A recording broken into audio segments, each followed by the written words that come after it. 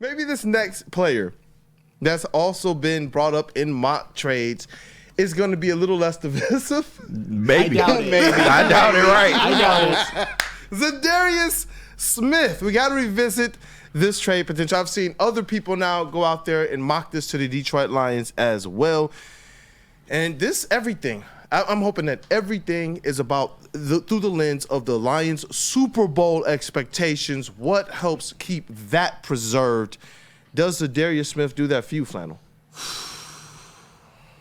I don't think they're still the Super Bowl favorites with Zadarius Smith. There's always scenarios where they can get into the playoffs and maybe still even get the 1 seed and get some favorable matchups, but I don't think Zadarius Smith is enough to keep them as Super Bowl favorites. I honestly think, and I know Chase isn't going to like this and a lot of people aren't going to like this, I think if you just replace Hutch with a Zadarius Smith type of production, given the fact that he's 32, given the fact that he has been, for the last year plus, the bookend, not the guy, I think the division is in jeopardy. I do think Zadarius Smith, if you acquire him and he's under contract for next year, the Detroit Lions are Super Bowl favorites next year when you can have Hutch and Zadarius Smith as bookends, but I don't think that's enough. He's not anywhere near Hutch. He's better as a bookend. He's certainly an upgrade, but I would do it, but it's not near the Hutch level production that you need to attempt to replace, or probably can't replace, but need to at least come close. I do want to just preface something just really quickly before we get back into that talk, just so you guys know. All right.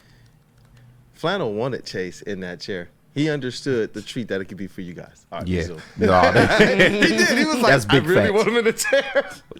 Flannel Sam has finally met his match, and as somebody that's going at Sam, I'm happy to see it. So, I totally agree with what Sam said. The only thing I kind of push back on is the division, because at this point I could care less about the division. Not to say I don't want to win it at all, but I'm all about just getting to the playoffs. And with Zadarius Smith, you would absolutely get to the playoffs. It's just about what you do in the playoffs that matters to me at this point. But I agree. I just don't think he's enough. And he's 32. He's not the oldest, but he's not that dominant pass rusher that you would need him to be, especially in the absence of Aiden Hutchinson. Now, with him and Aiden together, then maybe that looks a little different. But to Sam's point, he's always been the bookend, not necessarily the guy, especially at this point in his career. The only reason I would really like this deal is because of the compensation. You wouldn't have to give up a lot in order to get him, and the Cleveland Browns are really, really in a compromising situation, man. They are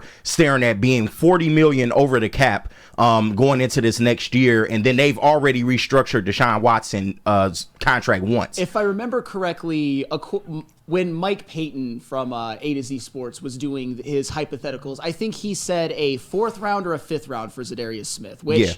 I mean, I get it. A 4th round could turn into Amon-Ra St. Brown, but when we're talking about helping your team right now, when you've already made the draft picks that make your team a Super Bowl contender, I don't think that's too much to give up for Zadarius Smith. But I also am not sure if that's what puts you over the top to being right back at Super Bowl favorites, which you certainly were when Aiden Hutchinson was there. Yeah. Yeah, and M.I. Coney, he said, y'all are talking like our offense isn't elite. Our defense can still do enough to hold on. Our offense can put up the points. We had an elite offense last year in the NFC Championship game. You saw how that happened. So I'm just saying. I feel you on that. For me, what I've realized is going into a Super Bowl run, you want more soldiers than not.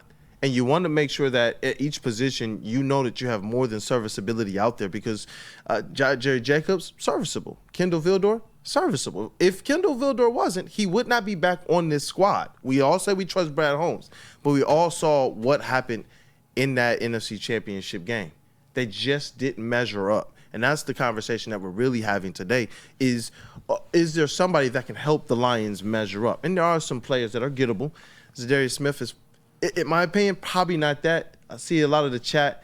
They agree more with you. He's good. He's good. Yes. But I have to respond to something in the chat because Talk about it. it's going to make me want to gouge my eyes out, with all due respect. And I hope you're trolling Brian Ruth, but this is where we talk about new money, Lions fans. I'm going to make up another term which people are really, really going to hate, but I don't give a damn. And I'm not talking about anybody in the room. It's the uppity Lions fans. This is from Brian Ruth. I don't want to be the Super Bowl favorite. I want to win the Super Bowl like the Giants did against New England in their perfect season. Facts. So you want to make a distinction on how the Lions win a Super Bowl? What the F are we talking about? They got their first playoff wins since 1991 last year. And before then, your last playoff wins were before the Super Bowl era. That, to me, that's just nonsense. I hope that you're trolling, but it's an effing Super Bowl. And oh, by the way, people act like wild card teams going on the road. It happens all the time. Yeah. It happens every single year. Look at the Chiefs. It doesn't. It doesn't. The Giants did it a couple of times, but were the Patriots ever little engine that could underdogs? A lot of the time, they didn't even have to play road playoff games. The Kansas City Chiefs, they played a couple last year, but on their first 2 Super Bowl runs, never had to play a road playoff game. The division is important whether you guys like it or not. All right, Brian Roof just followed up his statement with an anti-Dan Campbellism. Oh, well, then that shows I you just about don't him. want to be the hunted. The thing is, to win these games, yeah, you see some of these teams sneak up, but they're not building for just a flash in the pan. They have already accepted that they're the hunted, and they said, you know what, you don't gotta look far. Quote unquote, Dan Campbell, we will be on your porch, bro. Just open up the door. We're not gonna, break in and rob or grand larceny or anything. But if you want to go fisticuffs, we're here waiting for you because we heard that you guys are looking for us. That's the mentality you have to have if you're going to win multiple Super Bowls.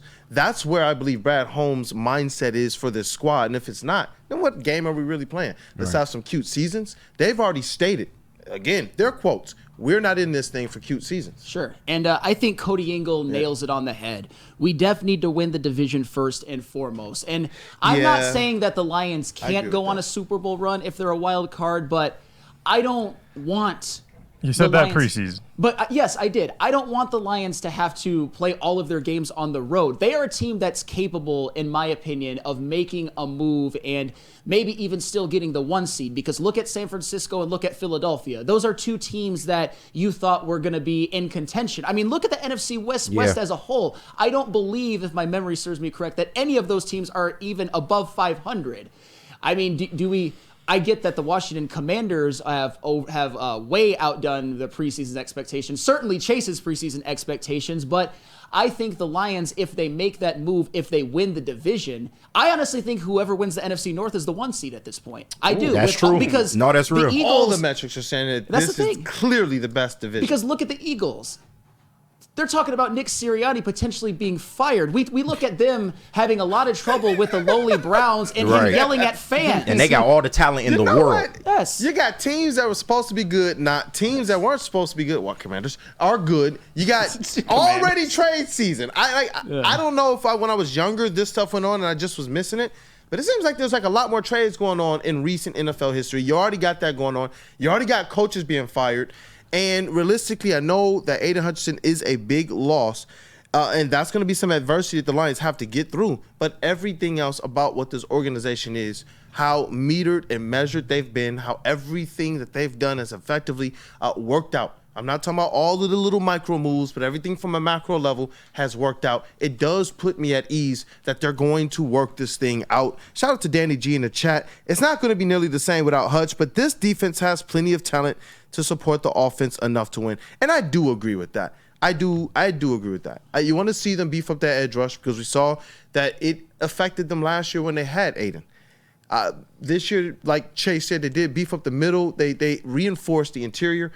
But you still want to see if they can get some edge help to be able to bolster. We're talking about a Super Bowl. Sure, and I think this game against the Vikings coming up, to do a quick little preview before we get into the meat and potatoes of the preview tomorrow, I think this is a very important and good test for this newly Aiden Hutchinson-less Lions defense, because the Minnesota Vikings, I think at the interior of their offensive line, they're at a disadvantage going up against the Reeders and the McNeils and the Levi Onwuzurikes, but the Minnesota Vikings have really good tackles. Christian Darrisaw and Brian O'Neill, I think if they're looking at it from, oh my goodness, all we got to do is stop Isaiah Thomas and Josh Paschal and maybe James Houston and maybe Levi O, I think the Vikings have the advantage in that matchup. And I'm interested to see how important and how often the Lions defensive tackles can get that interior pressure. Because at some point, I believe if you're going to win the game against the Vikings, you're going to have to put Sam Darnold on his ass when he still has the ball in the backfield a couple of times.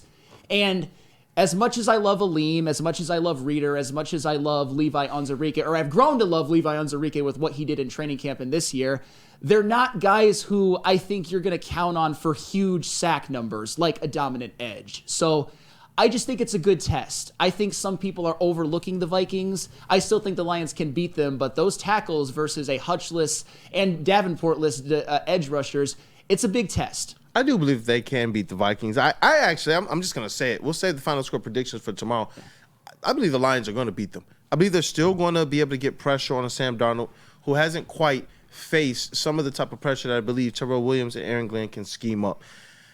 I don't want to, as much as we say we don't want to understate the loss of Aiden Hutchinson, I also don't want to undersell the season that Kirby Joseph and Brian Branch and some people in this defense are having as well.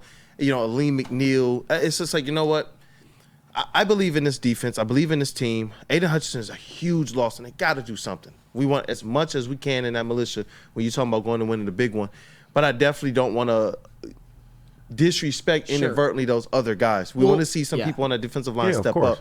But, man, Brian Branch has just been ecstatic, electric to start the season. They've been the best safety tandem in the NFL as of right now, and that's certainly going to help. But Brian Ruth, you taketh away and now you giveth, because you actually put something smart in it, and I'm going to read that too, just so I'm fair. Let's see how Minnesota looks when they can't run the ball Sunday. And you know what? The Minnesota Vikings, Aaron Jones has had himself a really good season. I don't know if he plays this week. I don't know his status of his injury, but he's been good. He's helped the Lions. He's helped the Vikings offense, and he's helped Sam Darnold take the pressure off him, certainly. Even Ty Chandler, he's looked good when he's gotten some carries. If the Lions can still neutralize that, that is going to help things. That might be the golden ticket to the Lions ultimately winning this game. But the other end of the coin to that is that Aiden Hutchinson is very good against the run. I don't think he makes as big of a difference his absence against the run as he does when it comes to rushing the passer, but that's going to be something that has to be accounted for as well. But I have no doubt, even as somebody who is a little skeptical of the Lions making the Super Bowl without Hutch, I don't have any doubt about them still being a dominant run defense. Yeah. I appreciate that outlook and that take as well. Because people just trying to be real. I still expect them to go out there, and I saw, I believe it was Art Vandelay who say they didn't work it out last year. Last year they didn't have Super Bowl expectations. They had a team that could have gotten there, but we did not start the season believing Super Bowl. No. This season, everybody from the front office to the coaches to the players to the fans to the media are saying Super Bowl expectations. They're in the window. And that's what I'm saying. I do trust in Brad Holmes to work that out. I really do. Last year, I believe that there were still certain aspects of assessment, because you had to spend the money right this offseason. You had to know exactly what you were going to fortify, because you want to build something, you want to win as quickly as possible. So I do trust in Brad Holmes to figure this thing out. When we talk about which route we would personally want to, of course, we're going to get into a little bit about our own. But is anybody going to really doubt the moves that Brad Holmes makes? Not at all. You can't, Not at all. because he's showed too much. And just before we move on, as of right now, I had to clarify, Aaron Jones is listed as questionable, and as of 15 hours ago, he didn't practice in either their last practice or their practice before their last practice. They traded for Cam Akers, too. They did. Fire up Cam Akers. I'll tell you what, though. Aaron Jones not playing, or potentially not playing, and I know we're going to get on this more into this tomorrow, that to me is something that could swing the game in the Lions' favor. Absolutely. Whereas before you might have picked the Vikings to win, them not having Aaron Jones can be that big of a difference to where you change your prediction. Not saying that was ever my prediction, but Aaron Jones is, when he's on, he's a lifetime 5 yards per carry guy, and he's been really good for the Vikings this year, especially given the fact that he was taken over for Alexander Madison, who was always a backup and is always going to be a backup. Funny boy, Roddy. Say it with your chest, man. 6-0 incoming, so you must be a Vikings fan. Ooh. You must be right. Sorry that the ride ends this Sunday. For Hey. you. I'm sorry for you. I'm sorry for you, brother. Hey, but thank you for being here. I hope you've at least satisfied, smashed, hit, whatever you like to do to the like button. I hope that you've done that. Definitely. Thank you for being here this morning. He coming up a little short on that. Short stroking, man. Yeah. Because just because you get satisfied doesn't always mean your partner gets satisfied. And in this case, it's the like button. Just because you're satisfied doesn't mean the like button is satisfied. Hey, that's word from Big Musket, boy. He knows something about King, that. was that a bar? That's a bar. What up, Confirmed. Chase? I saw your face. Yeah, Casey, I don't know if that was a shot at him or not. Yeah, right. I don't know. Well, I mean, Kool-Aid, you started it. You started it. He did.